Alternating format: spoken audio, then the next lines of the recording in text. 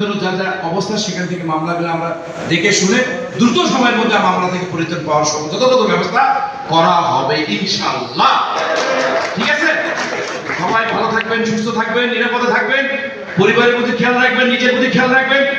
হারানো ক্ষতি আল্লাহ জানে আমাদের মানে কি বলে ওটাকে, আল্লাহ যদি দেয় অনেক কিছু দেবে, যদি রহমত দেয় কেউ ঠেকাতে পারবে?